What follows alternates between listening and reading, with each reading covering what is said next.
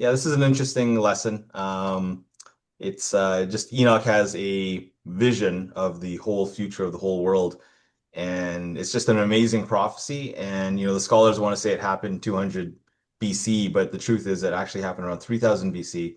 And for him just to prophesy the entire history of humankind is just really, amazing in my view. I will start the study here. Okay. Okay. All right. Hello, welcome everybody. This is our Book of Enoch, chapter 83 to 90 Bible study. And this is about the Book of Enoch, the dream visions. Chapter 83 to 84 is about the coming flood, and chapter 85 to 90 is about the animal apocalypse. We'll start with this quote. This is from the book of Isaiah. Remember what happened long ago, for I am God, and there is no other. I am God, and there is none like me. I declare the end from the beginning, and from ancient times what is still to come. God's in charge of history, and we're going to really see that in this book. So we're now into the fourth section of the book of Enoch, chapters 83 to 90, which are often called the dream visions. Most scholars incorrectly date the book of Enoch to 2nd century BC, but as discussed last study, chapter 82, Enoch clearly states to his son Methuselah, all these things I am recounting to thee and writing down for thee in 30th century BC. So this is Enoch's telling of the events dating back to 30th century BC when him and Methuselah were around. The problem with scholars is that they have an inherent problem in believing prophecy. And because these dream visions are so exquisitely precise, as we'll soon see, they say that the writer must be writing about the past rather than the future. They do the same thing in the book of Daniel, which we talked about, and they just have an inherent unbelief. And when you take the visions for what we are, and we'll show why they're definitely prophecy and not history, uh, you'll see that, wow, this should be an amazing thing to see that, this whole history of mankind has been told in advance. And that should really get your faith to the level that, okay, God is true. He is real. He knows the beginning from the end. He is in charge, just like Isaiah's quote says. So the truth is, as Isaiah says, God is sovereign and knows the end from the beginning. Telling what is still to come is not a problem for him. And this is something the scholars need to understand. Just a quick outline. So chapter 83 to 84 is the first dream vision about the coming flood. And this is again in Enoch's time. Chapter 85 to 88 is the second dream vision, which is often called the animal apocalypse. Enoch sees the entire future of mankind with various people and people groups symbolized by various animals. We start with Adam and Eve, chapter 85, Azazel and the fallen angels, chapter 86, and the intervention by the Archangels, chapter 87 to 88. Chapter 89, the vision continues and prophesies on the life and times of many biblical figures, including Noah, Abraham, Isaac, Jacob, Moses, Joshua, Saul, David, Solomon, all in advance. And we're also given insight into the 70 angelic shepherds, which are over the nations. Chapter 90, the section ends covering the rule of these 70 shepherds, the true king that's coming to establish his authority, the judgment of the 70 shepherds, and the creation of a new heaven and a new earth. The key message throughout the entire section is that God is sovereign and knows the end from the beginning, just that he is in charge, trust that he is in charge and is the ultimate judge. His prescribed way of doing things will eventually come to pass. So we'll just start here. If I can get everyone to mute, and we'll just play the first video. So I'm just going to be playing the videos. We'll do recaps like we usually do. When it comes to chapter 89, it's kind of more of an extended chapter, so we're going to do things just a little bit differently. But for now, this will be like our usual studies. The Dream Visions. First Dream Vision on the Deluge. Chapter 83. And now, my son Methuselah, I will show thee all my visions which I have seen, recounting them before thee. 2 visions I saw before I took a wife, and one was quite unlike the other. The first when I was learning to write, the second before I took thy mother, when I saw a terrible vision, and regarding them I prayed to the Lord. I had laid me down in the house of my grandfather Mahalalel, when I saw in a vision how the heaven collapsed, and was borne off and fell to the earth. And when it fell to the earth, I saw how the earth was swallowed up in a great abyss. And mountains were suspended on mountains, and hills sank down on hills, and high trees were rent from their stems, and hurled down and sunk in the abyss. And thereupon a word fell into my mouth, and I lifted up my voice to cry aloud, and said, The earth is destroyed. And my grandfather Mahalalel waked me as I lay near him, and said unto me, Why dost thou cry so, my son? And why dost thou make such lamentation? And I recounted to him the whole vision which I had seen. And he said unto me, A terrible thing hast thou seen, my son, and of grave moment is thy dream vision as to the secrets of all the sin of the earth.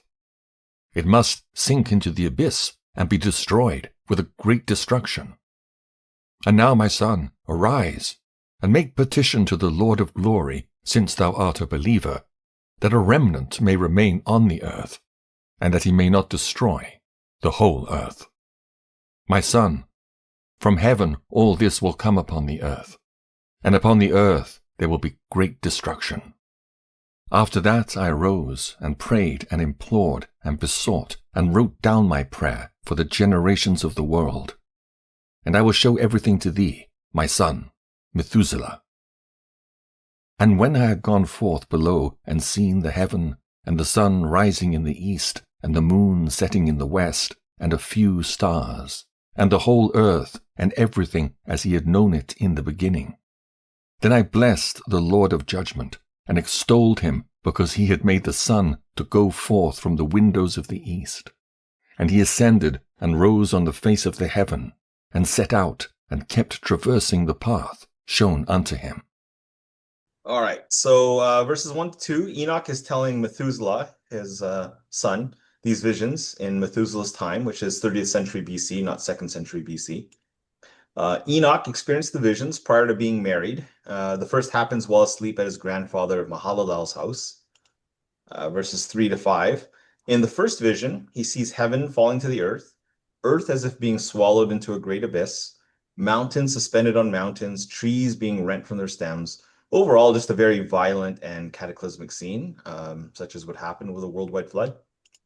Verses 6 to 8, he's given a word of knowledge. So he just knows that the earth is to be destroyed. He just knows that in his heart. And his grandfather acknowledges that there must be significant sin on the earth to lead to this destruction. Verses 8 to 9, Mahalalel tells Enoch to pray and petition God that a remnant may remain on the earth. And that remnant actually turns out to be his great-grandson Noah. So Enoch is the great-grandfather of Noah. Enoch, a man of great faith and belief, prays earnestly, and God gives him many visions of the workings of the earth and what is to come. So this is basically all revealed throughout the entire book of Enoch. And again, this is why it's meant for our generation, because it's just these many visions of how the earth actually works and all the things that are to come. As you recall, the first 2 verses of the Enoch just says that's exactly what the book of Enoch is for. The words of the blessing of Enoch, with which he blessed the elect and righteous who will be living in the day of tribulation, when all the wicked and godless are to be removed. And he began his story saying, Enoch, a righteous man, whose eyes were opened by God, saw the vision of the Holy One in heaven, which the angels showed me. And I heard everything from them, and I saw and understood. But it was not for this generation, but for a remote one for which is to come. Meaning that Enoch's words are not for his time, but they're for our time. Let's move on to chapter 84 here. Chapter 84. And I lifted up my hands in righteousness, and blessed the Holy and Great One, and spake with the breath of my mouth, and with the tongue of flesh, which God has made for the children of the flesh of men, that they should speak therewith. And he gave them breath, and a tongue, and a mouth, that they should speak therewith. Blessed be thou, O Lord, King, great and mighty in thy greatness, Lord of the whole creation of the heaven, King of kings, and God of the whole world. And thy power and kingship and greatness abide for ever and ever. and throughout all generations thy dominion, and all the heavens are thy throne forever, and the whole earth thy footstool forever and ever. For thou hast made, and thou rulest all things, and nothing is too hard for thee. Wisdom departs not from the place of thy throne, nor turns away from thy presence. And thou knowest and seest and hearest everything, and there is nothing hidden from thee, for thou seest everything. And now the angels of thy heavens are guilty of trespass, and upon the flesh of men abideth thy wrath until the great day of judgment. And now, O God and Lord and great King, I implore and beseech thee to fulfill my prayer, to leave me a posterity on earth, and not destroy all the flesh of man, and make the earth without inhabitant, so that there should be an eternal destruction. And now, my Lord, destroy from the earth the flesh which has aroused thy wrath, but the flesh of righteousness and uprightness establish as a plant of the eternal seed, and hide not thy face from the prayer of thy servant, O Lord. All right, so verse 1, men are given breath and a tongue, which is to give God praise and glory. Enoch praises God, and he expounds on God's might and greatness, his being Lord of all creation, his being the King of kings and God over the whole world. So he's just giving God lots of praise. His dominion over all time and space, heaven and earth, his unceasing wisdom, his omnipotence. Enoch's faith and trust in God was so high that he actually got translated early, as we see in Hebrews 11. We also see this in Genesis 5. By faith, Enoch was translated that he should not see death, and was not found, because God had translated him. For before his translation, he had this testimony that he pleased God. But without faith it is impossible to please him.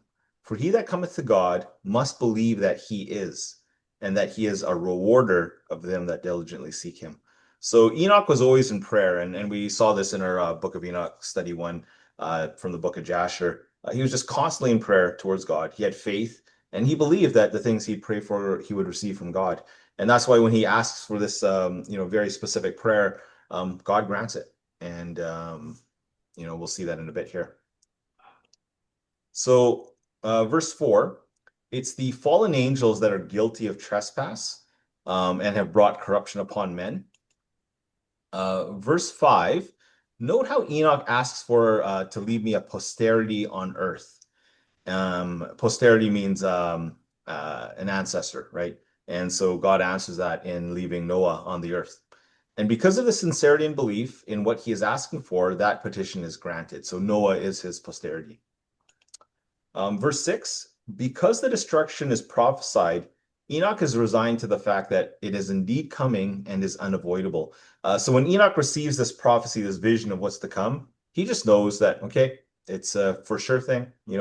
I've been given this prophecy. I know God to be true. I wouldn't have got this prophecy unless God was saying that's a real thing and it's coming. And so that's where Enoch's at. And so that's why Enoch can be so resolved that this is going to be a for sure thing. Now, he also believes that upright flesh will be preserved to bring forth the eternal seed, Jesus. And so they talk about that there. The flesh of righteousness and uprightness established as a plant of the eternal seed, which is Jesus to come. Genesis chapter 6. But Noah found grace in the eyes of the Lord. These are the generations of Noah. Noah was a just man and perfect in his generations, and Noah also walked with God. And so Noah would be this flesh of righteousness and uprightness that would lead to Jesus. Okay, so that was the first dream vision. And so now we're on to the second dream vision of Enoch, which is the history of the world to the founding of the Messianic kingdom. The second dream vision of Enoch, the history of the world to the founding of the Messianic kingdom. Chapter 85. And after this I saw another dream, and I will show the whole dream to thee, my son. And Enoch lifted up his voice and spake to his son Methuselah. To thee, my son, will I speak. Hear my words. Incline thine ear to the dream vision of thy father. Before I took thy mother Edna, I saw in a vision on my bed, and behold, a bull came forth from the earth, and that bull was white, and after it came forth a heifer, and along with this latter came forth two bulls, one of them black, and the other red. And the black bull gored the red one, and pursued him over the earth, and thereupon I could no longer see that red bull. But that black bull grew, and that heifer went with him. And I saw that many oxen proceeded from him, which resembled and followed him. And that cow, that first one, went from the presence of that first bull in order to seek that red one, but found him not, and lamented with a great lamentation over him, and sought him. And I looked till that first bull came to her and quieted her, and from that time onward she cried no more. And after that she bore another white bull, and after him she bore many bulls and black cows. And I saw in my sleep that white bull likewise grow and become a great white bull, and from him proceeded many white bulls, and they resembled him. And they began to beget many white bulls, which resembled them, one following the other, even many. So chapter 85, so you can see that this is the animal apocalypse. And so what's happening is various people are being represented as animals. So Enoch is telling this to his son Methuselah about his second dream vision, which again he saw from his bed. He sees a white bull, which is Adam. Okay, so the first, behold, a bull came forth from the earth, and that bull was white. So that's Adam. And after it came forth a heifer, which is Eve. And after her, two bulls, one black and the other red, and that would be Cain and Abel. So again, all these characters are being represented as animals. Now, Enoch sees a vision of the black bull, which is Cain, goring the red one, Abel, basically killing him, and pursuing him over the earth until the point we could no longer see that red bull. So until the point where Abel is no longer seen. Now, verse 5 to 6, Cain ends up leaving the area, and Eve follows him, so his mother follows him. And Cain has many offspring. People sometimes ask, where did Cain get offspring? So Adam and Eve did have female children as well. So they had multiple males and female children. Cain and Abel were the first two, and they're the first ones mentioned. So Cain had offspring that were similar to him, so they would also be described as black bulls. The color does have some symbology here. Black is often associated with darkness, evil, wrongdoing. Not necessarily always, but it's kind of associated with that. Whereas red is something associated more with sacrifice, and white is associated with purity, being good. Verses 6 to 8. When Eve goes back to look for Abel, she cannot find him and is consoled by Adam. She bears another child with Adam, a white bull, Seth, along with other offspring. Note the mention of black cows, so some females as well. Now, just as a reminder, Adam and Eve, so there's three of their children, Cain, Abel, and Seth. Cain kind of his line after he runs off. Abel unfortunately passes away, so he's no posterity. Seth is the one who bears many white bulls afterwards. And so these were all these patriarchs, these men of God, all the way from Seth to Noah. And then, of course, there were other children as well. Eventually, along Seth's line comes Noah, Shem, Ham, Japheth. And we know from Shem's line comes Jesus. All right, the fall of the angels and the demoralization of mankind. So this is kind of where everything starts going wrong. The fall of the angels and the demoralization of mankind. Chapter 86. And again I saw with mine eyes as I slept, and I saw the heaven above. And behold, a star fell from heaven, and it arose and ate and pastured among those oxen. And after that I saw the large and the black oxen, and behold, they all changed their stalls and pastures and their cattle, and they began to live with each other. And again I saw in the vision, and looked towards heaven, And behold, I saw many stars descend, and cast themselves down from heaven to that first star. And they became bulls amongst those cattle, and pastured amongst them. And I looked at them, and saw. And behold, they all let out their privy members like horses, and began to cover the cows of the oxen.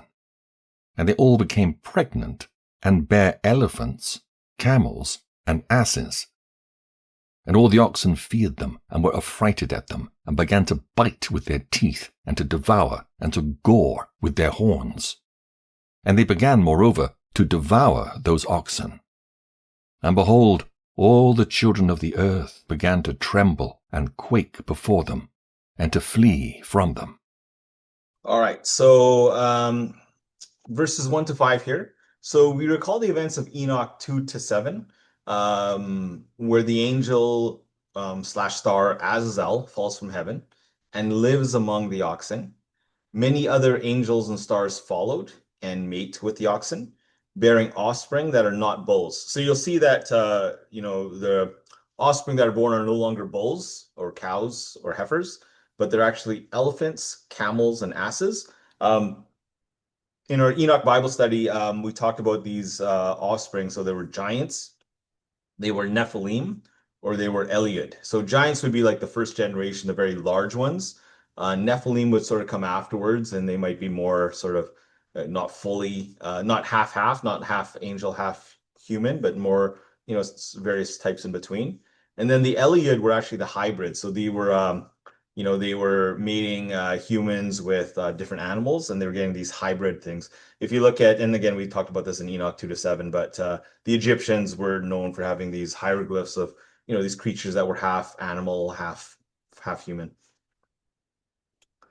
Now, all these different non-bull beings, these non-human entities, they terrorized the other oxen, which were the children of the earth, the bulls, and cows, and devouring them and causing them to fear and flee. And again, we talked about that in Enoch 2 to 7, just how they were terrorizing the earth.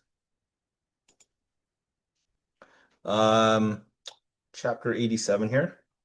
Chapter 87. And again I saw how they began to gore each other, and to devour each other. And the earth began to cry aloud. And I raised mine eyes again to heaven, and I saw in the vision.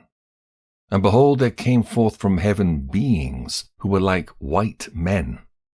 And 4 went forth from that place, and 3 with them. And those 3 that had last come forth grasped me by the hand, and took me up away from the generations of the earth, and raised me up to a lofty place, and showed me a tower raised high above the earth, and all the hills were lower. And one said unto me, Remain here till thou seest everything that befalls those elephants, camels, and asses, and the stars, and the oxen, and all of them. All right, so chapter 87, Enoch sees all this destruction, and how the earth, which is likely the blood spilled on the earth, if you'll recall, Abel's blood speaks from the ground, cries out, after which the 7 archangels take Enoch to heaven and tell him to observe what happens to the elephants, camels, asses, stars, angels, and oxen, the men. All right, the punishment of the fallen angels by the archangels. The punishment of the fallen angels by the archangels. Chapter 88. And I saw one of those 4 who had come forth first, and he seized that first star which had fallen from the heaven, and bound it hand and foot, and cast it into an abyss. Now that abyss was narrow and deep, and horrible, and dark.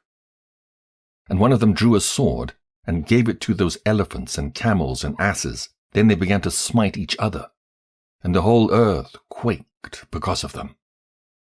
And as I was beholding in the vision, lo, one of those 4 who had come forth stoned them from heaven, and gathered and took all the great stars, whose privy members were like those of horses, and bound them all hand and foot, and cast them in an abyss of the earth.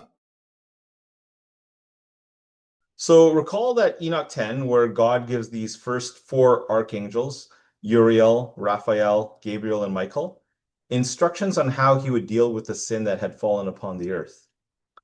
So this is just a summary, I believe, from those earlier chapters. So Uriel is to tell Noah to hide himself and to prepare Noah for the coming flood. Raphael's directions were to speak to Azazel, to bind Azazel, cast him into darkness, ascribe to him all sin, and to heal the earth. Gabriel's instructions are to speak to the Nephilim and to send the Nephilim, as well as the Eliud, the giants, to battle each other until they are all destroyed. And then Michael's assignment was to tell Semyaza and the other fallen angels to bind Semyaza and the other fallen angels to Tartarus and let the plant of righteousness appear, which is Jesus. Now, with the addition of telling Noah about the upcoming flood, these are just a retelling of the same instructions. So chapter 8 is basically just a summary of those instructions given to the archangels. This is Enoch here telling the fallen watchers their fate. That's from Enoch 13. Now, because chapter 89 is so long, so it's going to be 77 verses, and it's more like a history lesson because of its accuracy, I'll attach notes to the bottom of the narration just to help follow along. So as the narration's playing, I just kind of have some notes that are going to run at the bottom of the page, just kind of little pointers of who's who. They're going to identify various animals as part of this animal apocalypse, and it's just nice to know kind of as you hear it who they're referring to. The usual recaps will be afterwards. It'll just be more highlights, just kind of touching on a few things, but just to kind of set you up to see what's happening there.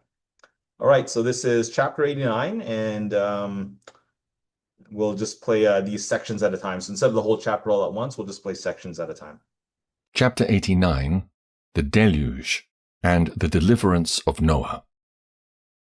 And one of those four went to that white bull and instructed him in a secret, without his being terrified. He was born a bull and became a man, and built for himself a great vessel and dwelt thereon. And 3 bulls dwelt with him in that vessel, and they were covered in. And again I raised mine eyes towards heaven, and saw a lofty roof, with 7 water torrents thereon. And those torrents flowed with much water into an enclosure. And I saw again, and behold, fountains were opened on the surface of that great enclosure, and that water began to swell and rise upon the surface. And I saw that enclosure till all its surface was covered with water. And the water, the darkness, and mist increased upon it. And as I looked at the height of that water, the water had risen above the height of that enclosure, and was streaming over that enclosure, and it stood upon the earth. And all the cattle of that enclosure were gathered together, until I saw how they sank, and were swallowed up and perished in that water. But that vessel floated on the water, while all the oxen and elephants and camels and asses sank to the bottom with all the animals, so that I could no longer see them, and they were not able to escape, but perished, and sank into the depths. And again I saw in the vision, till those water torrents were removed from that high roof, and the chasms of the earth were levelled up, and other abysses were opened. Then the water began to run down into these, till the earth became visible. But that vessel settled on the earth, and the darkness retired, and light appeared. But that white bull, which had become a man, came out of that vessel, and the 3 bulls with him. And one of those 3 was white, like that bull, and one of them was red as blood, and one black. And that white bull departed from them. All right, so this is just a quick summary here. So Enoch prophesies of Noah, his 3 sons, the ark, and the great flood, all of which occurs within an enclosure. So again, we have the earth covered by the firmament.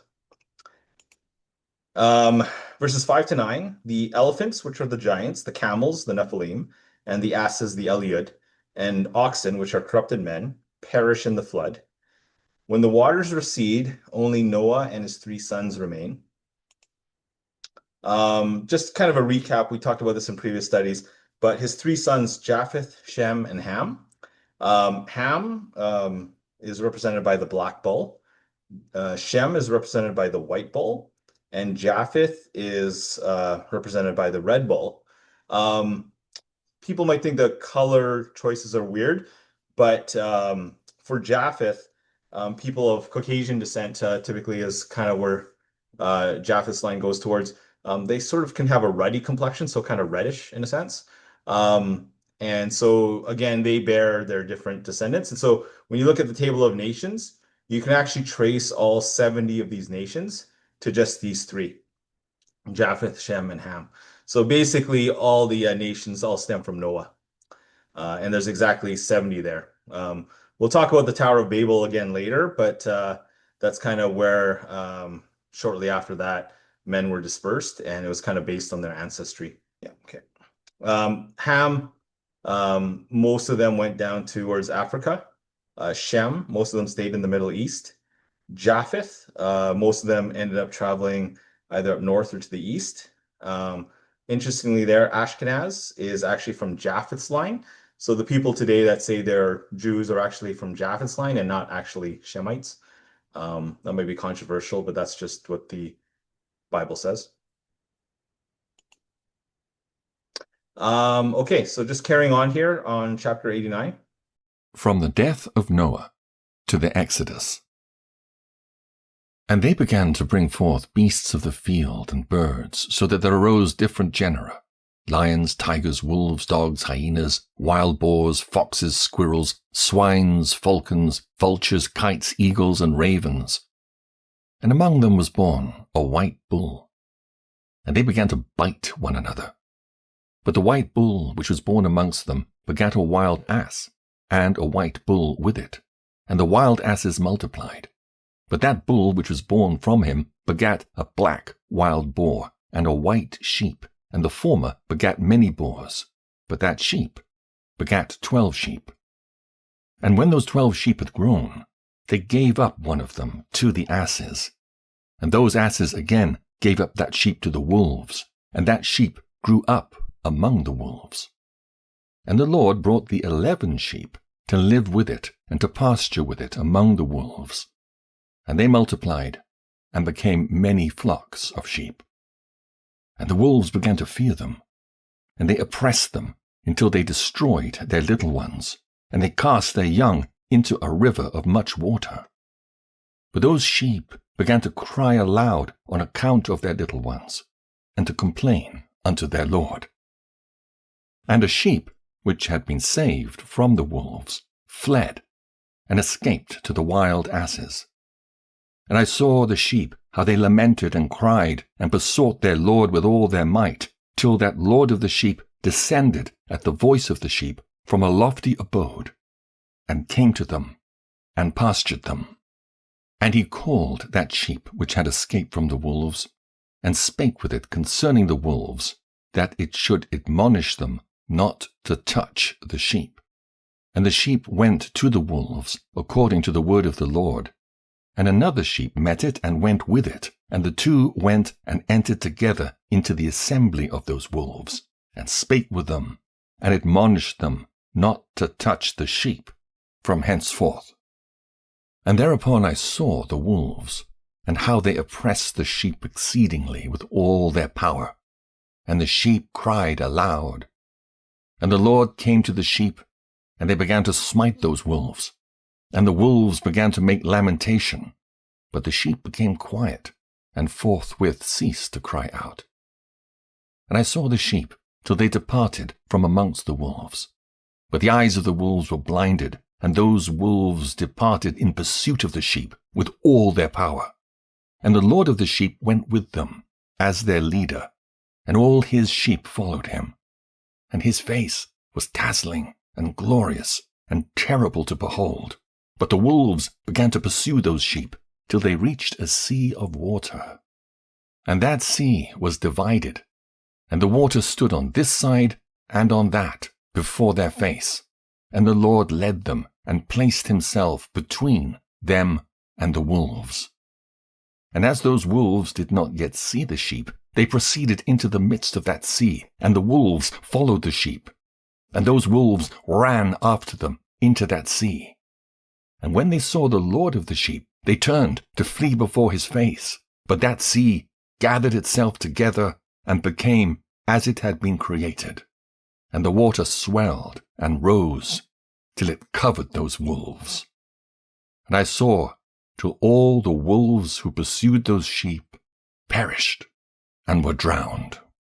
All right. So just to recap here, so Abraham is another white bull in the animal apocalypse here.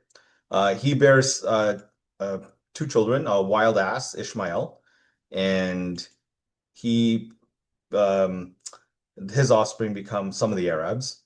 Isaac is another white bull, like Abraham, and Isaac begets Jacob and Esau. So Esau is considered a wild boar, and his offspring are the Edomites, Edomians. Herod would be an Edomite. And then he also has Jacob. Now, Jacob is called a white sheep. Just take notice of that. So, Abraham, white bull, Isaac, white bull, Jacob, white sheep. And Jacob bears 12 sheep, which are the 12 tribes of Israel, or his 12 sons. Um, so note the transition from bulls to sheep, starting with Jacob. So Jacob is called Israel, um, and that's who God renames him. And so these are the people that God initially shepherds. Recall David's words in Psalm 23, "The Lord is my shepherd." So these people, instead of becoming bulls, they start becoming sheep, and God becomes their shepherd. Um, and that's kind of where that transition happens. Um, the beasts, like the asses and the boars and the other beasts we'll talk about, Jesus is not necessarily the shepherd. They have other shepherds, which we'll come to see later, but they're not considered gods at that time in history. There is a time later where God allows sheep to come in, and we'll get to that. But right now, these beasts have different shepherds for themselves, and they are not sheep. Now, verses 13 to 15, Enoch prophesies, again, very precisely, about Joseph, the one sheep, being sold by his brothers, the 11 sheep, to the Ishmaelites, which come from Midian, the asses, so Ishmael's line, who in turn sell him to the Egyptians. So they sell Joseph to the Egyptians, the wolves. And those 11 brothers, by divine providence, eventually come to live with Joseph among the Egyptians, among the wolves. Um, so they end up in a place there, and they prosper. And like it says in the story there, they have many flocks of sheep. All right, verses 15 to 16. Because the Hebrews prospered and multiplied among those wolves, the wolves start killing their children and drown them in the Nile River. One little note here, just into a river of much water. So they don't name the river, just kind of take note of that. Okay. In Enoch's vision, he just sees a river of much water. We know it nowadays to be the Nile, but at that time, Enoch did not have a name for this river that he was seeing in his vision. So just kind of a mental note. Verses 16 to 18, Moses, who is one of the sheep, happens to escape his fate. So we all know what happens. He gets preserved. His mom puts him in a thing that he gets protected, and ends up floating over to Pharaoh's daughter, who keeps her as his own. Keeps him as her own. Now he lives among the Egyptians for 40 years, but afterwards he goes to live with the Midianites, the asses in Midian. And then he spends 40 years there, and then he returns to Egypt. And from Egypt, he spends 40 years in the wilderness. So you can break up Moses' life quite neatly into 40, 40, 40. Verses 18 to 19, when he returns to Egypt, so after those 40 years in Midian, God tells Moses, as he's accompanied by his brother Aaron, he tells Moses to go tell Pharaoh to let his people go, that they may serve me. So God tells Moses to tell Pharaoh to let the Hebrews go. And he wants the Hebrews for himself. He wants them as his people. Verses 20 to 21, despite the warnings, the Egyptians continue to oppress the Hebrews. And after hearing their cries, God intervenes and he sends the 10 plagues of Egypt. And because of those plagues, Pharaoh eventually lets them go. Now, again, when this is properly taken as prophecy, so unlike the scholars which see it as history, the details here are quite amazing. Like there's like how much detail is being seen in Enoch's vision and comes to pass. If you think of it as prophecy as it should be, this is just amazing how all these things came true, perfectly in accordance with Enoch's prophecy. Now, I mentioned earlier about the lack of names. So there's no names for the seas, the bodies of water. There's no names for the different countries involved. There's no name for the people groups in the text. And this is what really cements it as prophecy instead of history. So if this was written in second century BC, they should be saying what all these places are because they would already known them, what they were.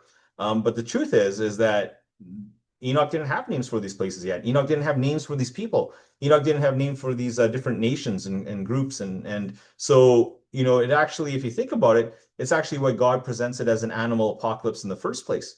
So instead of names for the different people groups, he has animals representing them and kind of maybe features of what they're like.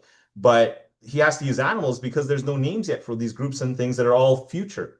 And so this actually should be quite obvious. Scholars should just see that. But again, they're blind. And, I always believe that Holy Spirit, wisdom comes from God, and he gives people wisdom as he sees fit. And so this should be something that's quite easy to see that, wow, how come these things are not named as they're being spoken of? Because they haven't really been named yet. There's no name for them yet. They don't exist yet in Enoch's time. So Enoch is just relaying what he's seeing. Verses 22 to 27. Again, a precise prophecy of the parting of the Red Sea. So if you kind of listen how they describe the Red Sea being separated, all the events that happened, like it's wow, that's predicted in advance and it came to pass exactly as it was prophesied. And again, that establishes God as being, author of history and knowing the end from the beginning. Now, an interesting detail here is that the Lord places himself between the sheep and the wolves prior to the wolves being drowned. So, we saw the Hebrews following this pillar of cloud by day and this pillar of fire by night. And that was God leading his people.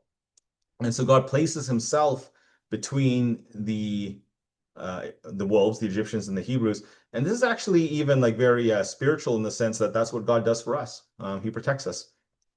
He places himself between us and the enemies.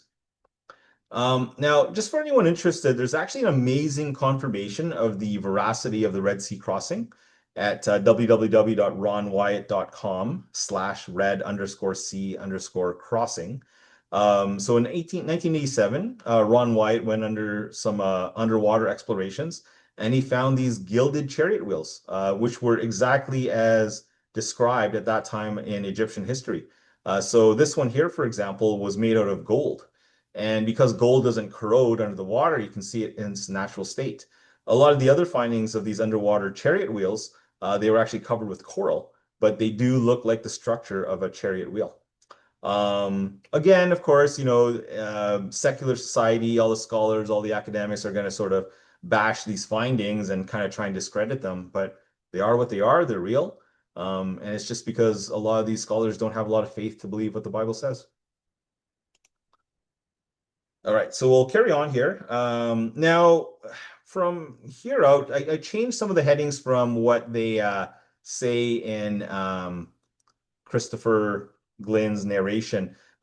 He was just basically saying what R.H. Charles was having written down as far as subtitles and commentaries and kind of notes.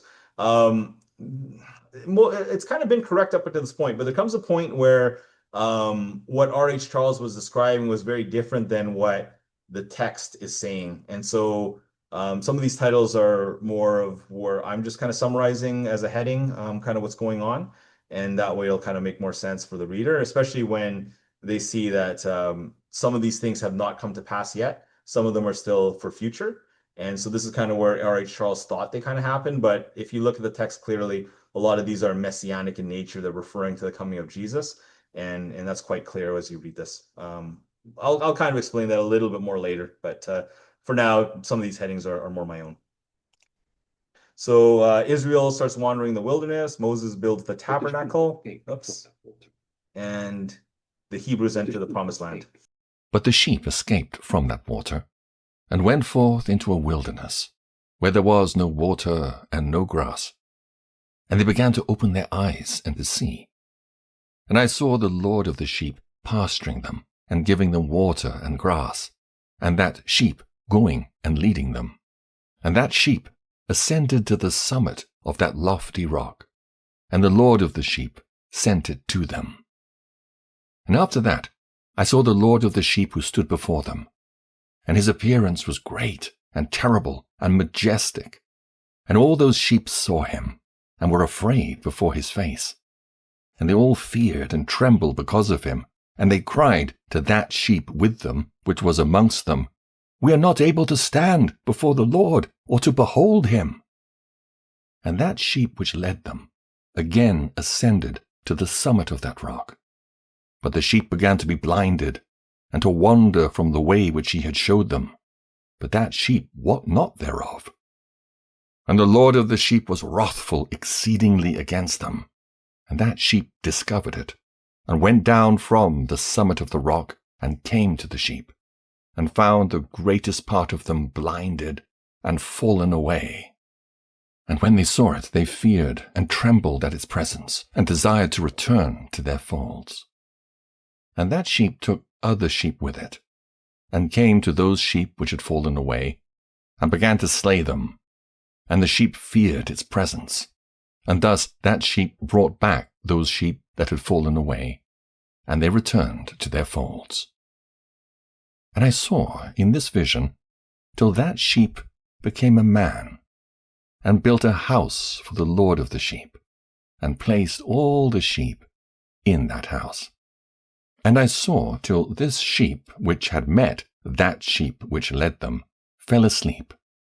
And I saw till all the great sheep perished, and little ones arose in their place, and they came to a pasture, and approached a stream of water. Then that sheep, their leader, which had become a man, withdrew from them, and fell asleep. And all the sheep sought it, and cried over it with a great crying. And I saw till they left off crying for that sheep, and crossed that stream of water. And there arose the two sheep as leaders in the place of those which had led them and fallen asleep.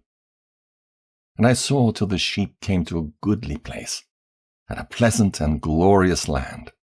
And I saw till those sheep were satisfied, and that house stood amongst them in a pleasant land. All right. So just as a quick summary, verses 28 to 29, the sheep, led by Moses, wander through the wilderness where God pastures them and provides them with water and food. Basically, the Lord sustains them. Verses 30 to 31, Moses ascends Mount Sinai. Now, the Lord appears before the sheep, and they are too afraid to behold him. So again, more about the real Mount Sinai. Ron Wyatt discovers the real Mount Sinai. It's in Saudi Arabia. It's not kind of where the scholars say it is, and he'll give evidence for that. So again, it's an interesting YouTube video just to kind of learn more about Mount Sinai and more about the Hebrews' journey in the wilderness. So Moses, he ascends Mount Sinai. So he went up Mount Sinai a few different times, but one of the times he goes up for 40 days and 40 nights. And so he's missing for a while. And the Hebrews start to lose faith without their leader, and they start giving all their gold to Moses' brother Aaron and ask him to create a golden calf for them to worship. Claiming it rather than God is what delivered them from the Egyptians. So they take their gold, their different items of gold, pass it on to Aaron, and Aaron builds them this golden calf. And so there's a message there about men relying on themselves or the riches for salvation rather than the Lord. So they kind of discredit what God has done for them, basically. Now, God was very angry about this, and that caused, when God was angry, many of them became fearful, and they turned away from the Lord. And what happened, so some of them kind of leave the group. And what Moses does is, this is in Exodus 32, he takes the Levites, which is the priesthood of the Hebrews, and he slays some of these sheep that fell away, but it causes many others to come back into the fold. So a lot of them come back and fall in line with the Hebrews once again. And that's what the text is referring to there. Now, again, totally amazed by all this fulfilled prophecy. So again, Enoch is saying these things, thousands of years before they happen. Joshua meets Moses before he falls asleep. So before Moses passes, he Joshua sort of meets up with him, and Moses falls asleep or passes away just short of the promised land. That's in Exodus. Now, this phrase that they use in the text there about becoming a man. So, all these characters so far, they're beasts. They could be bulls, they could be sheep, they could be other animals, but they're all what they call beasts. And there's this phrase here about becoming a man, and it kind of shows up a couple times here in Enoch 83 to 90. And it has to do with salvation. And I think it's actually becoming an overcomer.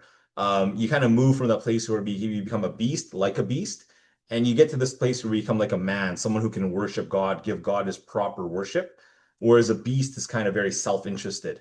And so at some point, Moses has this change where he becomes like a man. Um, Now, the default for most people is dying like a beast, which all the other nations are sort of set up to do at this time. But the sheep or bulls have this opportunity for salvation. I think they said the same about Noah earlier in the text about becoming a man. Verses 40 there, the stream of water here is the Jordan River. So again, Enoch is referring to these places as stream of water. He doesn't have a name for it because it's all future tense for him. Um, and this is the river that Joshua and Caleb, if you'll remember, Moses sends 12 spies ahead of them to kind of check out the promised land. And that's where they see a lot of these giants still. So even after the flood, these giants, like the Philistines, they still existed. And so Joshua and Caleb were the two spies that believed that the Hebrews could overtake these giants, whereas the 10 that went them, the 10 spies didn't feel they were scared. So Joshua and Caleb became the leader of the Hebrews, and they're the ones who officially lead them into the promised land across the Jordan River. All right, so from the time of the judges till the building of the temple. From the time of the judges till the building of the temple. And sometimes their eyes were opened, and sometimes blinded, till another sheep arose and led them and brought them all back, and their eyes were opened. And the dogs and the foxes and the wild boars began to devour those sheep, till the Lord of the sheep raised up another sheep, a ram from their midst, which led them. And that ram began to butt on either side those dogs, foxes, and wild boars, till he had destroyed them all. And that sheep whose eyes were opened saw that ram which was amongst the sheep, till it forsook its glory, and began to butt those sheep, and trampled upon them, and behaved itself unseemly.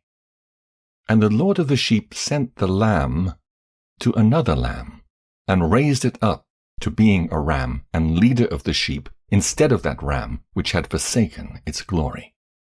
And it went and spake to it alone, and raised it to being a ram, and made it the prince and leader of the sheep. But during all these things, those dogs oppressed the sheep. And the first ram pursued that second ram, and that second ram arose and fled before it. And I saw till those dogs pulled down the first ram. And that second ram arose and led the little sheep. And those sheep grew and multiplied, but all the dogs and foxes and wild boars feared and fled before it. And that ram butted and killed the wild beasts, and those wild beasts had no longer any power among the sheep, and robbed them no more of aught. And that ram begat many sheep, and fell asleep. And a little sheep became ram in its stead, and became prince and leader of those sheep. And that house became great and broad, and it was built for those sheep. And a tower, lofty and great, was built on the house for the Lord of the sheep. And that house was low, but the tower was elevated and lofty. And the Lord of the sheep stood on that tower, and they offered a full table before him. All right. So again, just a quick summary. Verses 41 to 42. This is the time of the judges. So sometimes the Hebrews would be having a good king. Sometimes they have a bad king, which would lead them from the Lord. A good king would lead them back to the Lord. Verses 42 to 49 is the story of Samuel, who is actually the last of the judges, King Saul and King David. So after the judges, the Hebrews started having kings. Which is again prophesied in amazing detail. So again, Enoch doesn't use names because he doesn't know the names. But he tells them, these different animals that represent all the different characters. King David and King Saul are represented as rams. Um, and Samuel is a sheep that sees. The Philistines, or dogs, is kind of what they're described as. But again, it's all prophecy. It's not history. Our history, but not history at the time that Enoch gave it. Basically, you can get all the storyline about Samuel, Saul, David in Samuel chapters 1 and 2. But just as a quick summary, Samuel starts off as a judge, and he starts to establish the monarchy, the kingship. They talk about in Samuel the Ark of the Covenant being taken by the Philistines, then returned. Saul becomes king. They talk about Saul's reign. Initially starts out good, but then it starts getting bad. David rises to power. Saul pursues him, tries to kill David. David, follows God in that pursuit, and eventually God lifts him up. He raises him to be the next king. And initially, David had a lot of successes against their surrounding enemies. And again, that's all in the text there. Now, verses 49 to 50, David was very successful as leader of the United Kingdom of Israel. So if you recall, there was the 10 northern tribes, which were Israel, and the 2 southern tribes, which were Judah. But at David's time, it was still one United Kingdom of Israel. And so he succeeded against his enemies. After he passed, his son Solomon would create a great temple for the Lord, and that eventually replaced the tabernacle that Moses had created. And at this temple, God's glory would rest for a time. All right, so this is the breaking up into the 2 kingdoms of Israel and Judah, all the way to the destruction of Jerusalem. The two kingdoms of Israel and Judah to the destruction of Jerusalem. And again I saw those sheep that they again erred and went many ways, and forsook their house. And the Lord of the sheep called some from amongst the sheep, and sent them to the sheep. But the sheep began to slay them. And one of them was saved, and was not slain, and it sped away and cried aloud over the sheep, and they sought to slay it. But the Lord of the sheep saved it from the sheep, and brought it up to me, and caused it to dwell there. And many other sheep he sent to those sheep, to testify unto them, and lament over them. And after that I saw that when they forsook the house of the Lord and his tower, they fell away entirely, and their eyes were blinded. And I saw the Lord of the sheep, how he wrought much slaughter amongst them in their herds, until those sheep invited that slaughter, and betrayed his place.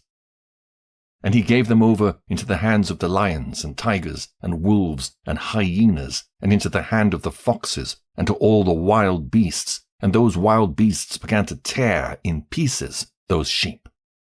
And I saw that he forsook that their house and their tower, and gave them all into the hand of the lions, to tear and devour them, into the hand of all the wild beasts. And I began to cry aloud with all my power, and to appeal to the Lord of the sheep, and to represent to him in regard to the sheep that they were devoured by all the wild beasts. But he remained unmoved, though he saw it, and rejoiced that they were devoured and swallowed and robbed, and left them to be devoured in the hand of all the beasts. All right, so just a summary here. After David, the sheep come to err again. God even sends them prophets, Isaiah, Jeremiah, Ezekiel, to correct their ways, but the sheep end up slaying them. If you remember the parable of the wicked tenants, there's a landowner who leases out his land to tenants to take care of the land, and he sends messengers to these tenants, and the messengers kill them. And God says, the owner says, well, surely they'll reverence my son, which is referring to Jesus. And sure enough, those wicked tenants killed the son as well. And so this is a reference to these people, these Hebrews who just rejected the Lord. And, so that's what that parable is all about. And, this is referring to Isaiah, Jeremiah, and Ezekiel being sent and being slain by these wicked tenants. Verse 52 to 53, we get a little interesting tidbit here where the prophet Elijah is saved from the sheep. So Elijah is being pursued by these sheep, by these Hebrews. This is when King Ahab was ruling Jezebel, and Elijah was being hunted down. And Elijah, if you recall, gets taken up to heaven in a whirlwind, and he actually comes to meet with Enoch in heaven. So just kind of an interesting little tidbit there. Verses 54 to 58. Because the Hebrews, the sheep, continued to forsake the Lord and his temple, God actually gave them up to their surrounding enemies, particularly the Babylonians, the lions, who ended up destroying the temple, who took away their houses and possessions, and brought them into exile in Babylon. And that's this part here about being devoured, swallowed, robbed, at the hand of all the beasts, but particularly the Babylonians, the lions. All right. Now, this part is, again, definitely where the R.H. Charles version sways from the truth. I think he was kind of just using what information he knew at the time.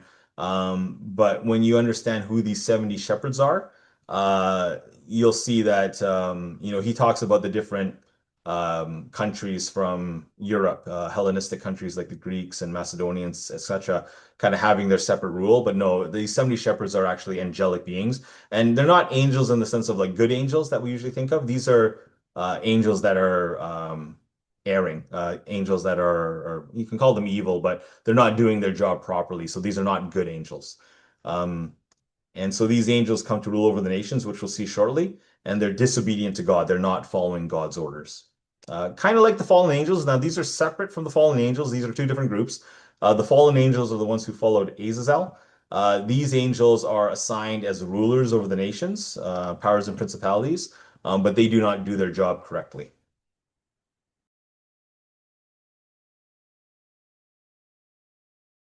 And he called 70 shepherds, and cast those sheep to them, that they might pasture them.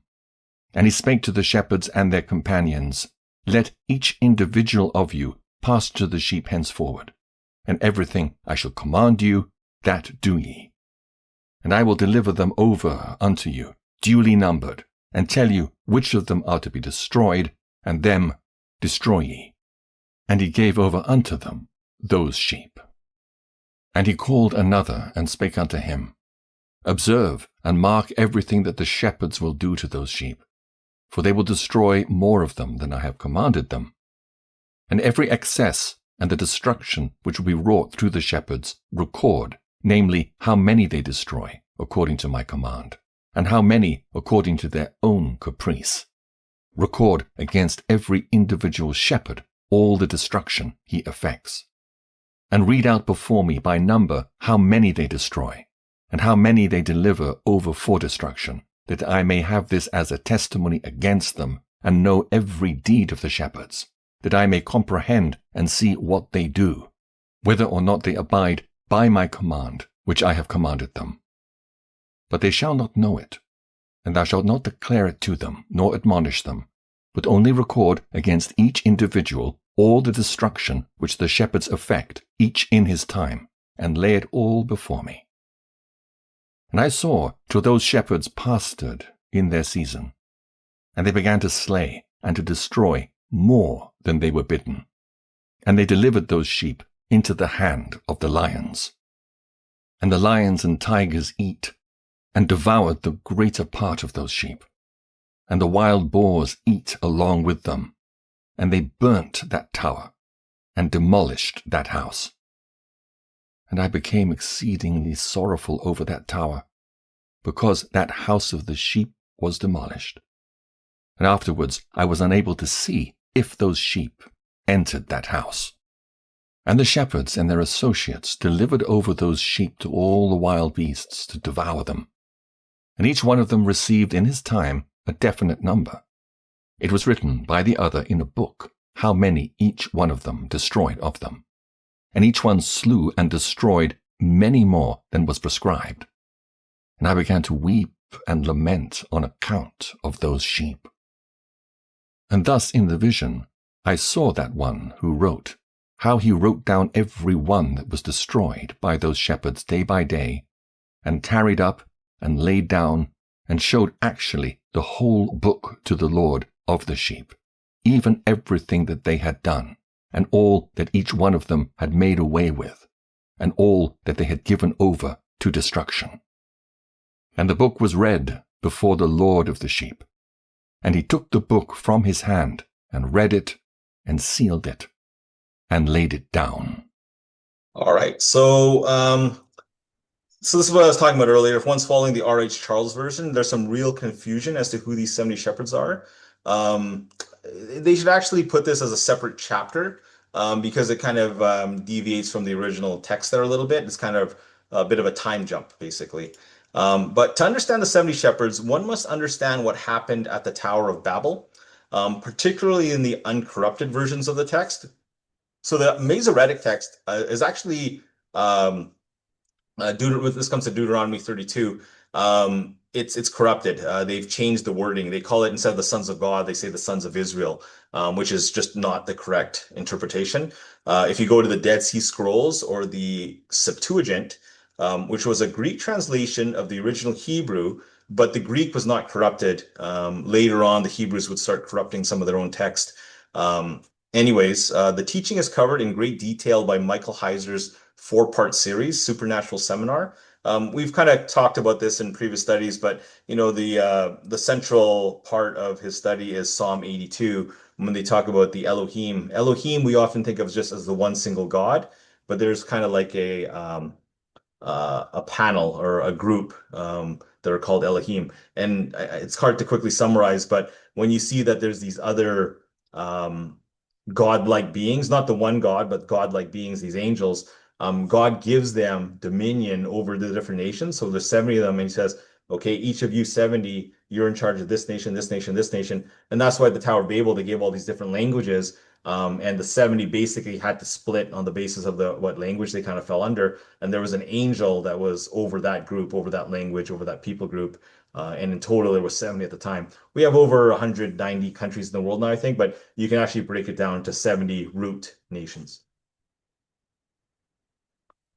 So who are these 70 shepherds? Again, you can get more from the Michael Heiser video, but this is just a quick summary that I found.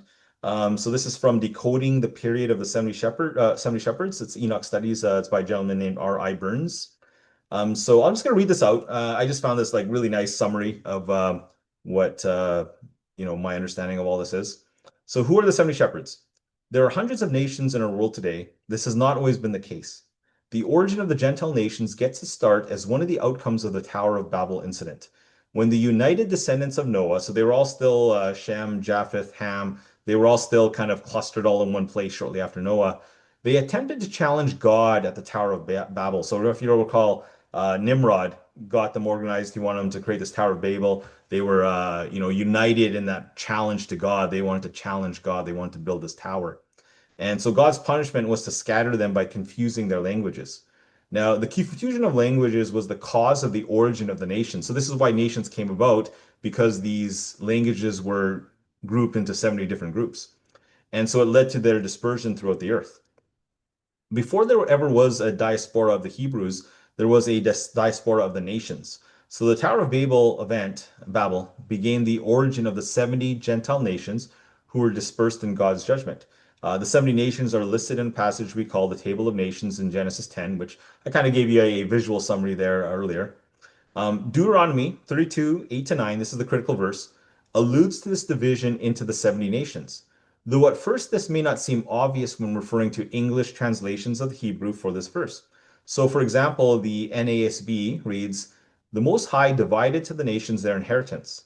When he separated the sons of Adam, he set the bounds of the people according to the number of the children of Israel." So, this is the corrupted Masoretic text. Now, if you recall, God's original Bible, his original word to us, that's not incorruptible. That's the actual word.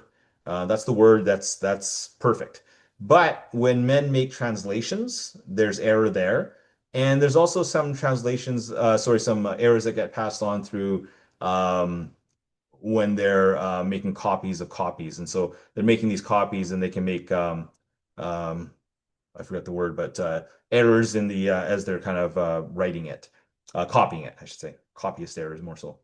So for the Lord's portion is his people, Jacob is the allotment of his inheritance. So I was telling you earlier how Jacob becomes Israel, and this is God's allotment. This is God's people. So there's those 70 nations, and then God chooses a people for himself, which were the Hebrews, starting with Jacob/Israel. And if you recall, Israel means overcomer. However, the oldest pieces of the book of Deuteronomy in existence are among the Dead Sea Scrolls. So the Dead Sea Scrolls were founded in the 1940s, and the same passage when you read in the Dead Sea Scrolls, it reads, "The Most High gave to the nations their inheritance. When he separated humankind, he set the bounds of the peoples according to the number of the children of God. For the Lord's portion is his people, Jacob is the lot of his inheritance." So this is actually the more original, correct translation. So unlike the New Testament, throughout the Old Testament, the phrase children of God is always a designation for angels. So that is the number of the angels, is a better way to interpret that. Now, affirming the Dead Sea Scrolls on these verses is the Greek Septuagint. So the Greek Septuagint is the oldest complete text of the Old Testament in Greek and is called the Septuagint. And it reads this following: "When the Most High distributed nations as he scattered the descendants of Adam, he set up boundaries for the nations according to the number of the angels of God." And so you even get a more accurate translation there. "And his people Jacob became the portion of the Lord, Israel an allotment of his inheritance." So the two oldest texts we have, which are Deuteronomy 32, 8, 9, indicate that when the Most High divided the Goyim into 70 nations, he did so according to the number of the angels of God. And so this indicates the number of 70 Gentile nations were created equal to the number of a specific group of 70 angels. So in a book written about 150 years before Jesus, we find an apparent confirmation of this view on Deuteronomy 32, 8 to 9, in language which mirrors that of Deuteronomy. The writer of Ecclesiastes seems to be offering commentary on this very passage. So in Ecclesiastes, we read, "He appointed a ruler for every nation, but Israel is the Lord's own portion." So in this understanding, the 70 nations are not only the same number as, but also under the rulership of those angels. So those 70 nations are ruled by those angels. The chosen people, however, were not to be under their authority, as they were to be the Lord's portion. And again, all this agrees with the passage above from Deuteronomy. So like I was saying, Jacob became the first sheep, and this is God's portion. This was the beginning of God choosing his portion of people. And this was the time frame God was coming in, was at the time of Israel. We'll talk about these 70 nations later, but they come in at different points in Earth's history, and they come into different places in the world. And so God was coming in and saying, "These are my people." Now, so this is just me recapping. The animals changed from bulls, cows, and heifers to sheep and rams at the Prince of Israel. So that's when God became the shepherd of his people. He took over his allotment. When Israel begins to forsake the Lord and his ways, he gives them over to the surrounding beast nations. So when these people choose to be disobedient, these sheep are disobedient to their shepherd, God says, "Okay, fine, you can leave the flock, and these other beast nations will be in charge of you." So these other shepherds will be in charge of you. And now you're falling under their domain. And God had prescribed to these shepherds, "Okay, don't kill these ones. You leave these people alone.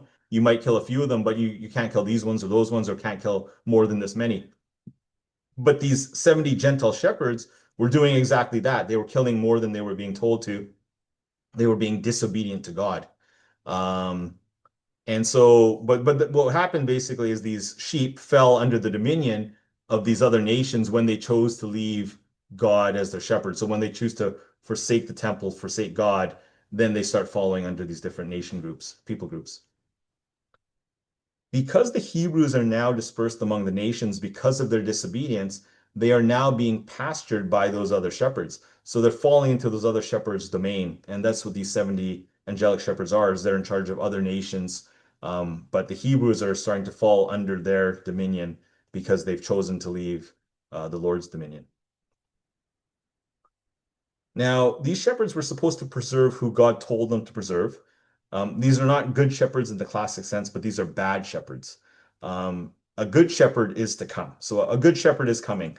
And Jesus speaks of that in John chapter 10. "I am the good shepherd. The good shepherd giveth his life for the sheep. But he that is a hireling," these false angelic shepherds, are, "and not the shepherd, whose own the sheep are not." They don't care about the sheep because they're not theirs. "Seeth the wolf coming, and leaveth the sheep, and fleeth. And the wolf catcheth them, and scattereth the sheep." So these beastly nations, when their angelic shepherd kind of sees them coming, sees them terrorizing the sheep, they don't care. They just let them, let the wolves have their way. and scatter the sheep or catch the sheep. That's these hirelings. The hireling fleeth because he is a hireling and careth not for the sheep. So these angelic shepherds, they don't care for the sheep. I am the good shepherd and know my sheep and am known of mine.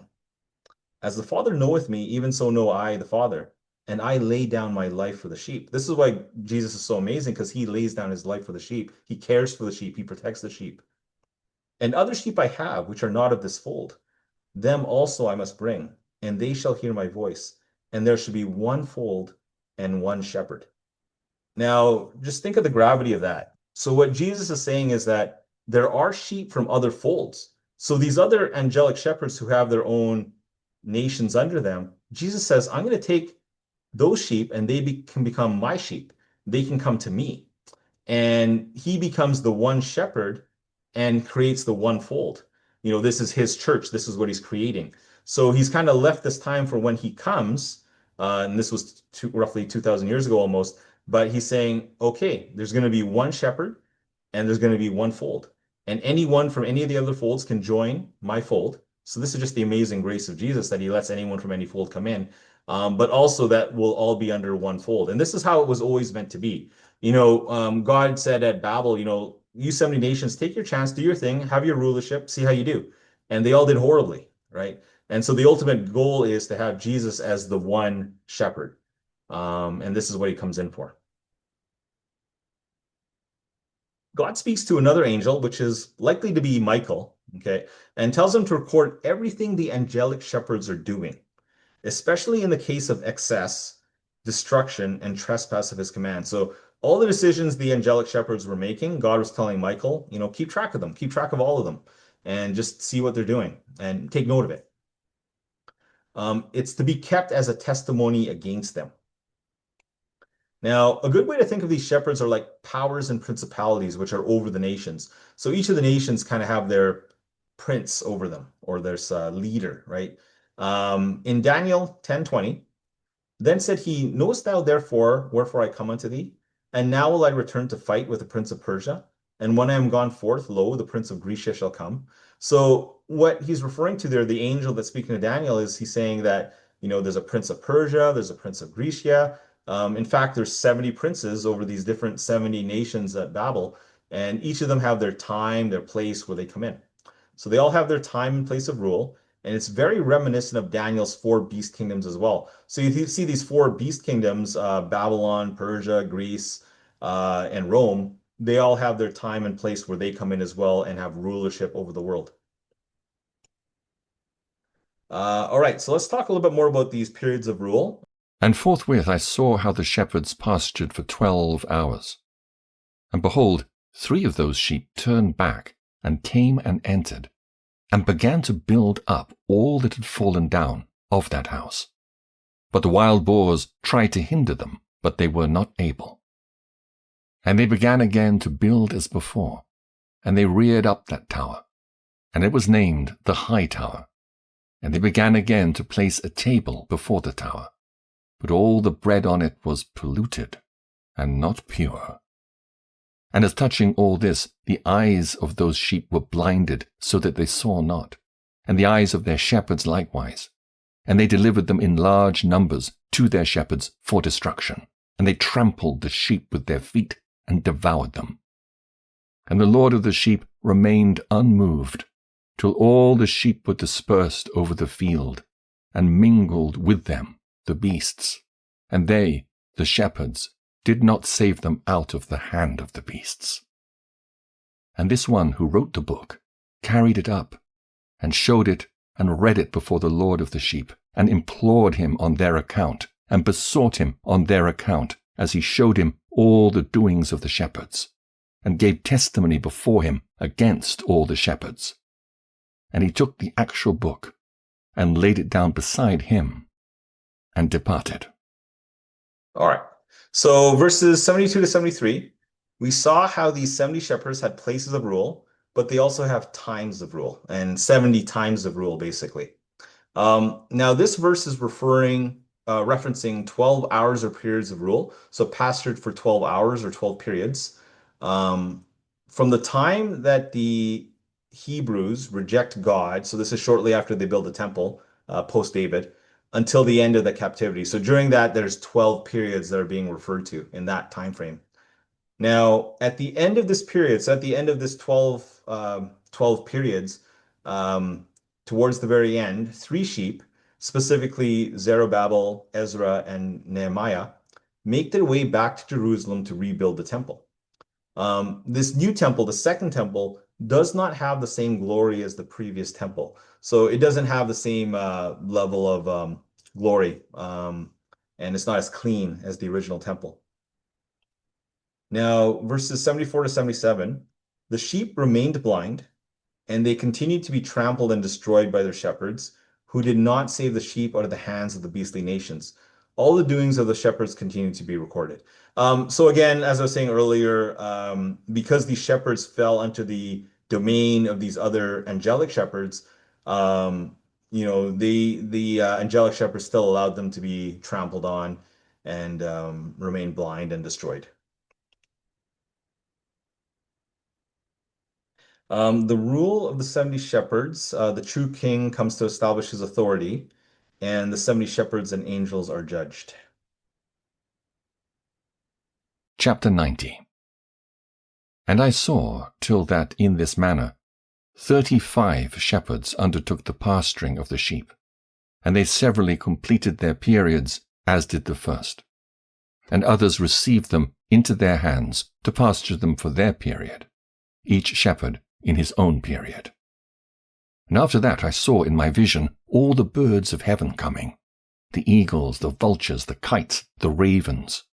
But the eagles led all the birds, and they began to devour those sheep, and to pick out their eyes, and to devour their flesh. And the sheep cried out because their flesh was being devoured by the birds. And as for me, I looked and lamented in my sleep over that shepherd who pastured the sheep. And I saw until those sheep were devoured by the dogs and eagles and kites, and they left neither flesh nor skin nor sinew remaining on them, till only their bones stood there. And their bones, too, fell to the earth, and the sheep became few. And I saw until that 23 had undertaken the pasturing and completed in their several periods 58 times. So verses 1 to 5, we'll discuss these periods shortly in these numbers. But note now that the other beasts and nations are starting to devour the sheep as well. When they talk about the eagles, vultures, kites, and ravens, they start representing some of the Mediterranean nation states. So initially it was just kind of Israel's neighbors that were terrorizing them. But now it's getting to the point where these Hellenistic nations, these nations from Europe, they also start persecuting the Hebrews. So these would be the Macedonians, which I think are the eagles, the Ptolemies, which seem like the vultures. The Seleucids would be the kites, and the ravens would be the Romans. From just multiple places I read, this seems to be kind of what those groups fall into. There may be some variation there, but that's kind of what's suspected. Now, the numbers of the sheep, the original Hebrews, continue to dwindle until they become very few. Enoch's vision takes him to 58 periods thus far. So at the time, just before Jesus is arriving, or just around the time Jesus is arriving on the scene, Enoch's vision has taken him to 58 periods so far. So he's seen 58 periods of rule of these angelic shepherds. 58 times where their nation was sort of predominant over the earth or part of the earth. Let's just take a closer look at these. So from the time frame of the Tower of Babel, when these 70 nations are originally sent out, to Solomon's temple, there's 23 periods. So 23 different times where an angel's nation is kind of predominant over the earth. And then from the time of Israel forsaking God's temple and forsaking God, this was shortly after David and Solomon, there's 12 periods. And this is what Enoch was referring to earlier, that he had seen these 12 periods in this time frame. And so that gives a total of 35, which is actually mentioned in the text. And then from the second temple being created to the first appearance of Christ, Enoch reports seeing another 23 periods, and that gives a total of 58 before Christ, or around the time Christ is appearing on scene.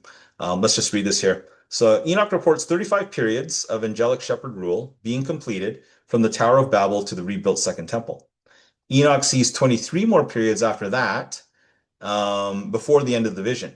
And so 58 in total, which I believe ends at the first appearance of Christ. Now, I don't believe these periods are equal. So these are not equal time frames, but they rather represent when each nation or angelic shepherd comes to prominence, as we see with the princes of Persia and Grecia. So they kind of come into prominence at their time. And those times for these particular nations actually extended over hundreds of years, I believe, at least dozens. I don't recall offhand. Um, I don't have time to get into here, but the book of Second Esdras, awesome read, by the way, highly recommended, speaks of a three-headed eagle with 12 wings as being the fourth end times beast. And that's right in the text there. They talk about this eagle representing the fourth end times beast. We've kind of touched on this on other Bible studies, but basically the three heads of this eagle are Rome, which is its religious center, London, which is its financial center, and Washington, which is its military center. So that's the three heads. And if you actually look at all these countries, they do have eagles in their emblems and a lot of their judicial courts and things like that. The eagle is a symbol that's often used in their culture. And these 12 wings or nations or kings, and they talk about that in the text as well, represent these 12 times of these angelic shepherds. So they might not actually be physical kings, but they're actually angels that are over nation states that have their rule at different periods of time in history. And so I believe this starts with the Roman Empire, so the first of these 12, transitions to include the British and American empires later on. And that gives you your 70 total cumulative periods of rule.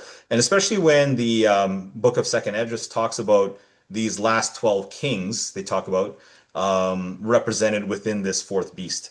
And so again, it would make sense that this would be Rome and kind of a further extension of Rome.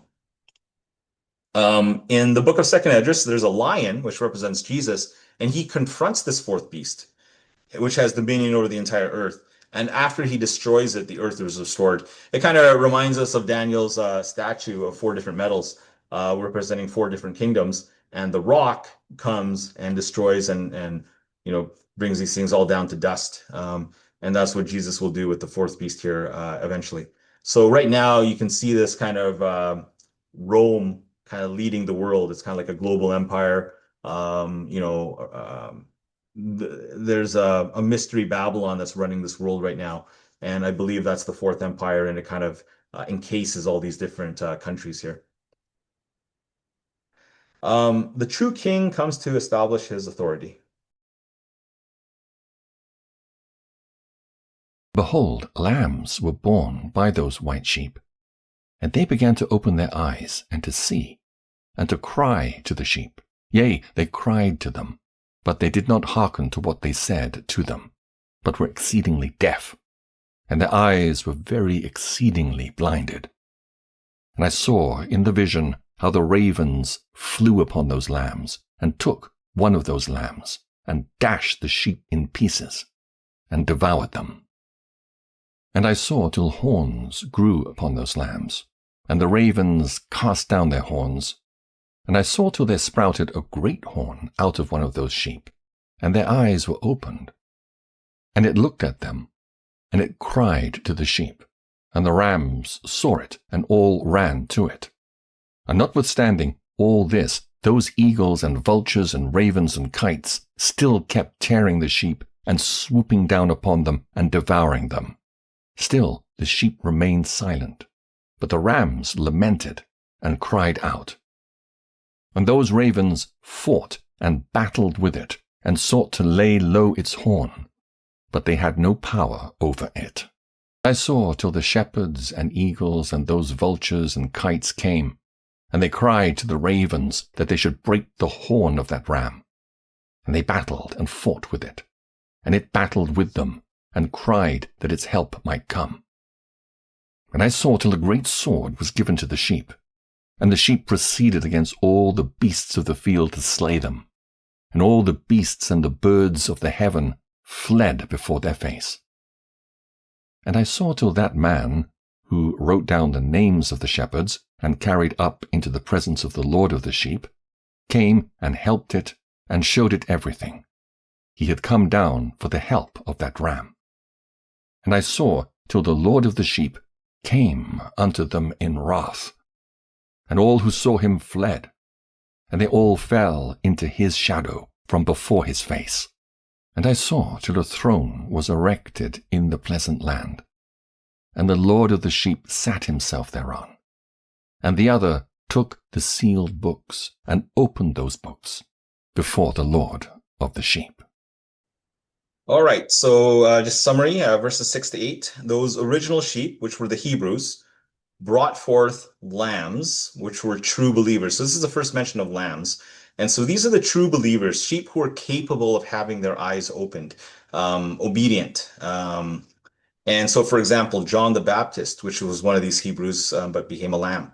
The 12 apostles, the 70 disciples, Saul, Paul, Nicodemus, these were all part of those original Hebrews. But they had their eyes opened, and so they became like lambs, teachable. Um, so these lambs, they preached to the original Hebrews, they preached to the original sheep, but they remained deaf and blind. So, the apostles were trying to give their message to original Hebrews. Now, Enoch sees how the Romans, the ravens, would persecute these lambs, but a sheep arose, which is Jesus, with a great horn, which is a sign of authority, and he opened up their eyes further. So he opened up the eyes of the lambs further. So Jesus is the great shepherd, and these other sheep became rams. Rams are like stronger among the sheep. And so, Jesus says to us, you shall reign as priests and kings. So these are the rams. These are the overcomers. These are the people that really are steadfast in their faith. And they rally around this sheep of great authority. So they understand their authority through Jesus. And so they rally around Jesus, understanding who he is and what he gives them. Verses 12 to 19. The eagles, vultures, ravens, and kites still keep coming against the sheep, though. So even though Jesus appears, they still keep coming against the sheep. And again, this is reminiscent of the Egyptians. The sheep, the sheep with the great horn is kind of, showing his authority, showing who he is. But these these other creatures, eagles, vultures, ravens, kites, are not afraid at this point, as of yet. So the sheep stayed silent, but the rams who know Jesus, they call out to him. They call out to Jesus for help. Now the ravens, along with the kites, ravens, and vultures, as well as the sheep of the field, so even these original Hebrews, and if you'll remember, these Jews, they persecuted Jesus as well. They were not lambs, and they could not see. So they tried to suppress the sheep. They tried to suppress the apostles.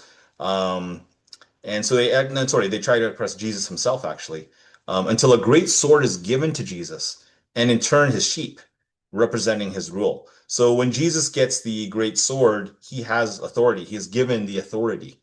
This is likely after he dies on the cross, and then all authority is given to him, and in turn his sheep.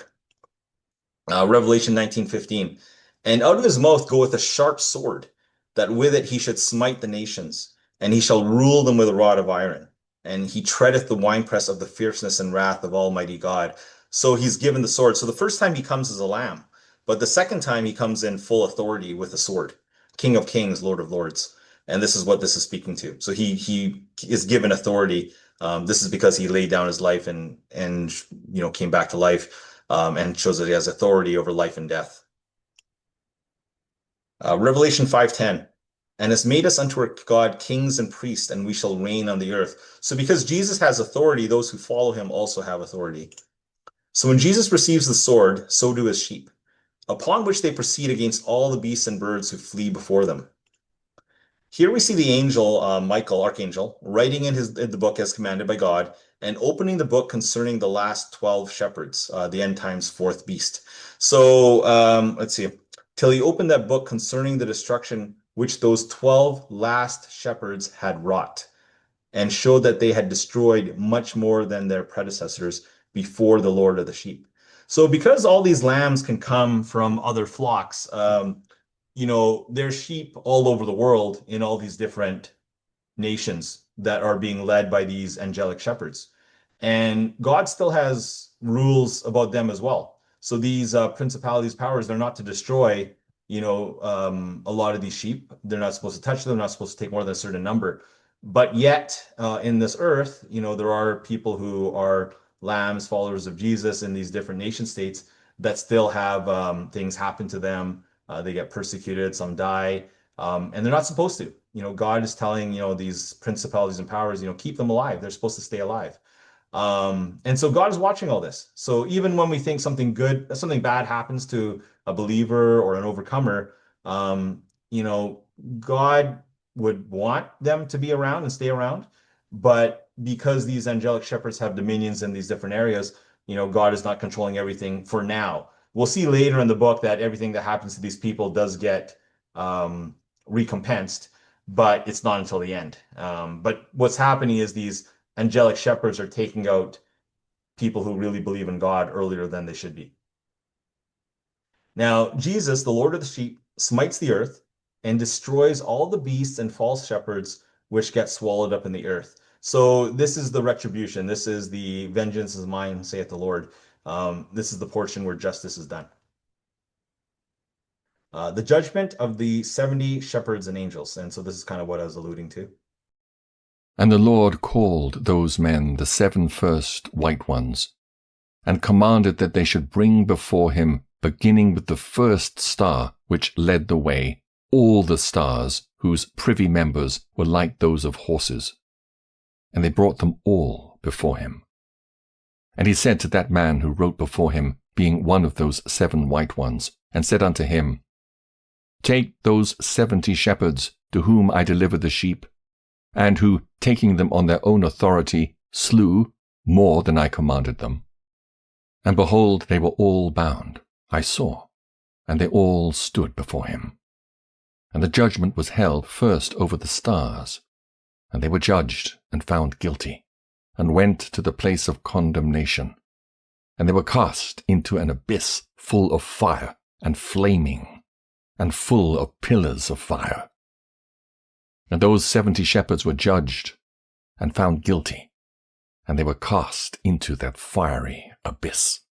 And I saw at that time how a like abyss was opened in the midst of the earth full of fire. And they brought those blinded sheep, and they were all judged and found guilty and cast into this fiery abyss, and they burned. Now this abyss was to the right of that house. And I saw those sheep burning, and their bones burning. And I stood up to see till they folded up that old house, and carried off all the pillars, and all the beams and ornaments of the house were at the same time folded up with it. And they carried it off and laid it in a place in the south of the land. All right, so Jesus comes to sit on his throne, and all the books are opened. Jesus calls on the 7 archangels and has them bring Azazel and all the fallen angels before him. He also has them bring the 70 angelic shepherds who were supposed to watch over the sheep, but did not respect God's authority and slew more than they were commanded. They were brought before Jesus as well. Verse 24 to 27, all of these were judged and found guilty and cast into the fiery abyss, the lake of fire. The blinded sheep, so these were the original Hebrews that strayed from God, that rejected God, were also found guilty and cast in and burned. The old house, the earth, is basically destroyed. And here we see the creation of a new heaven and a new earth.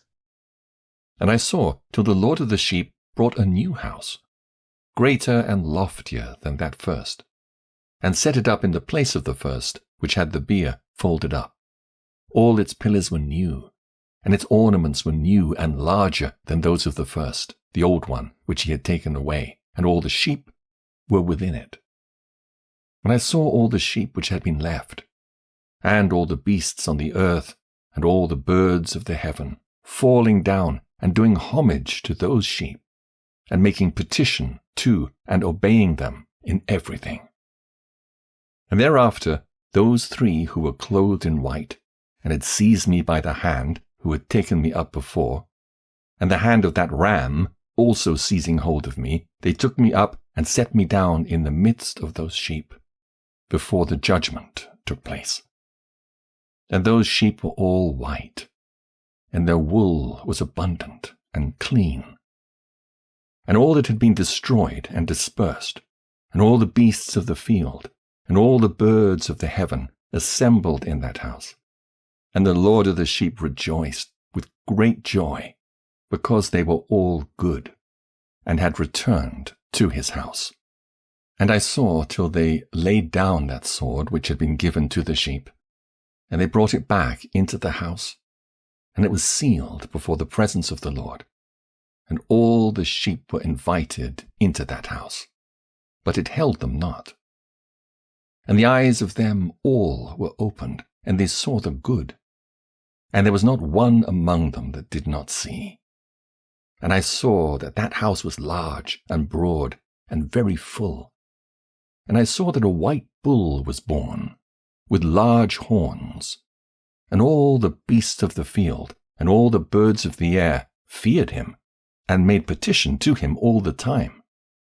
And I saw till all their generations were transformed, and they all became white bulls. And the first among them became a lamb, and that lamb became a great animal, and had great black horns on its head. And the Lord of the sheep rejoiced over it, and over all the oxen. And I slept in their midst, and I awoke, and saw everything.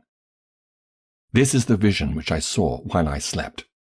And I awoke, and blessed the Lord of righteousness, and gave him glory. Then I wept with a great weeping, and my tears stayed not till I could no longer endure it, when I saw they flowed on account of what I had seen. For everything shall come and be fulfilled, and all the deeds of men in their order were shown unto me. On that night I remembered the first dream, and because of it I wept and was troubled, because I had seen that vision. All right, so Revelation 21:1, and I saw a new heaven and a new earth, for the first heaven and the first earth were passed away, and there was no more sea. A lot of Revelation, a lot of Daniel, a lot of it pulls from the book of Enoch, and so it's just interesting that this book was suppressed for such a long time. Verse 29 to 31. The Lord of the sheep creates a new heaven and new earth, newer and larger than the former. All the sheep, beasts, and birds of this heaven and earth pay God proper homage, being obedient in everything. And that's the way it's supposed to be. We're meant to be obedient. And so they talk about this new world where all the birds, all the beasts, everyone is obedient to God. The angels and Jesus take Enoch. So I believe this ram is referring to Jesus. Take him up and set him among the other sheep. They are all clothed in white. Remember in Revelation, they talked about all of the overcomers being clothed in white. All those who are truly the Lord's end up in that new house, no matter what happened to them on the earth. So this is the recompensing. So even if the angelic shepherds didn't do their job and protect the sheep, Jesus makes it all right in the end.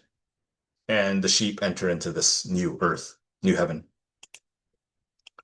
There was no longer the need for that sort of authority because everyone is obedient, everyone's eyes are opened, everyone's good. So they put that sort of authority away. Now, this is speculation, but this last part about a new white bull coming into being, I believe this is God just because of the bull's authority, its ability to transform all the generations to white bulls. I believe that's representing God in this new heaven, new earth. And the lamb here, his offspring representing Jesus. So again, I can't be 100% sure of that, but that's kind of what the text would seem to read. Verses 40 to 42, Enoch awakens from his vision and blesses and glorifies God. He weeps as he knew that all of this would be fulfilled. So just like we talked about earlier, God is sovereign, so this must all come to pass. Enoch is kind of in tears because, he knows that this was all coming. What he's seen is all going to happen. But so it was a blessing to be able to see all the future of mankind. But there's also a heaviness of it because he's knowing that his first vision, so this is all from the second animal apocalypse vision, but that first vision of the coming flood, he knows that trouble is to come. And so there's some heaviness on his heart as he writes this.